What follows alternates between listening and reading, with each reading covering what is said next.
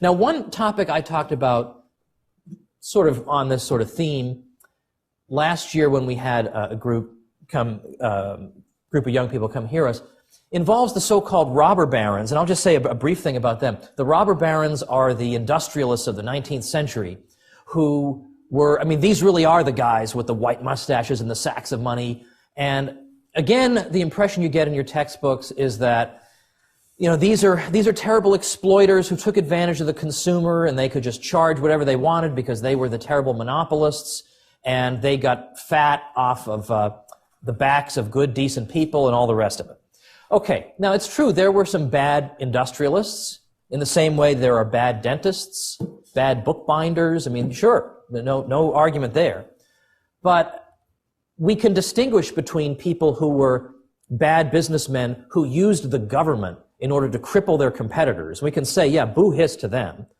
But on the other hand, there were entrepreneurs who got to where they were because they produced something people wanted really inexpensively. So kerosene goes down in price 90% thanks to Rockefeller, which means people can afford to stay up late at night instead of having to go to bed because they can't see a thing. Because they can't afford whale oil. Yeah, whale oil. You can imagine how cheap that would be, right? Whale oil, that's what they had to use. You don't have to use whale oil anymore. You can get inexpensive kerosene. Now, why is this bad? Why am I supposed to hate these people? Or Andrew Carnegie. Okay, the price of steel rails, basically under Carnegie's efforts, thanks to his efforts, decreases by 90%. And that is going to ripple through the whole economy because everything either has steel in it or uses steel in one way or another in the production process. So he can make everything, in effect, less expensive to produce and use and acquire. Government can never do that. It can take some money from you by force, you know, with a gun and hand it to your neighbor. Big deal, right? I mean, any one of us could do that. But very, very few people have the organizational and technological knowledge and ability to do what these people did.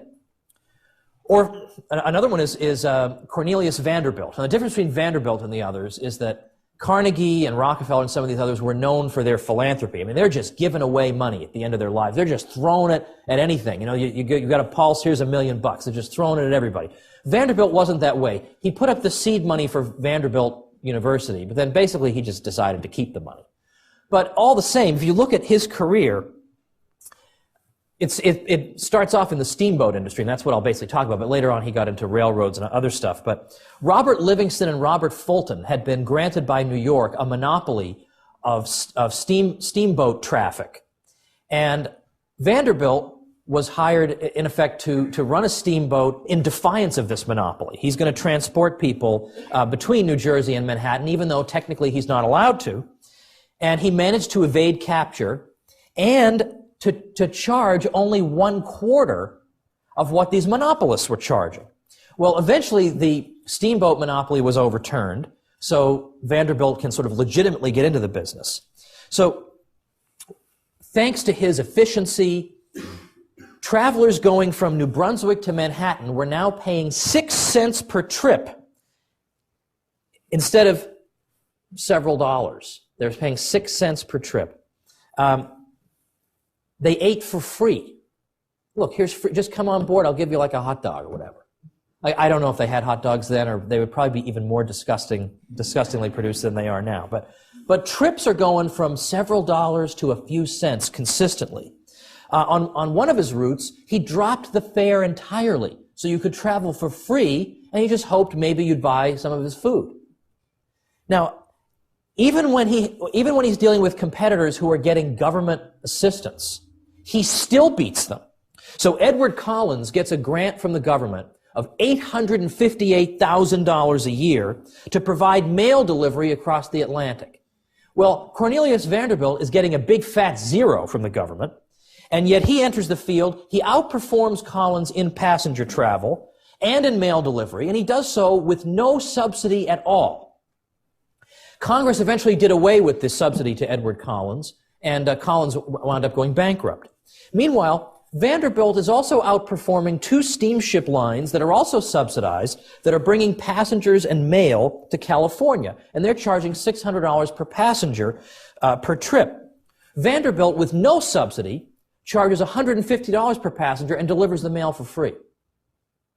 Now, at that time, of course, as today, people are envious of those who have more than they do. And so there are complaints, oh, you know, Vanderbilt, what a crumb. And so Edward Atkinson, who was a famous Boston manufacturer at the time, tried to put Vanderbilt's achievement in perspective here. He said to people, he said, okay, Vanderbilt is making 14 cents profit on every barrel of flour shipped by his railroads. Eventually, Vanderbilt, as I said, moved into the railroad business. But Atkinson goes on to say, but at the same time, okay, sure, he's making 14 cents per barrel, but you're saving, thanks to him, $2.75 a barrel. Like, isn't that enough? Like, what more does this guy have to do? Does he have to hold your hand and take you to the playground? Like, what more does this guy have to do for you, right, for you to get off his case? So, in other words, this is worth thinking about, right? That maybe what we hear about these people in our history books might not be taking all factors into account. And I've also pointed out that my friend Tom DiLorenzo has done some interesting research on this. He looked at all the 19th century industries, late 19th century industries, where people were saying, this industry is monopolized by one firm or a few firms, and it's terrible, and they're raising prices and lowering their output. And he went and looked at them. Said, well, why don't we look and check, right? The numbers are sitting right here. Why don't we just look? And he found that actually the firms that were accused, or the industries where the accusation of monopoly hovered over their heads, were the firms where output was increasing the fastest in the economy and where prices were going down the fastest in the economy. So, in other words, almost everything we're told about this is completely 100% a lie. I mean, and all you have to do is just look at the numbers. I'm not making this stuff up. You can just go check it yourselves.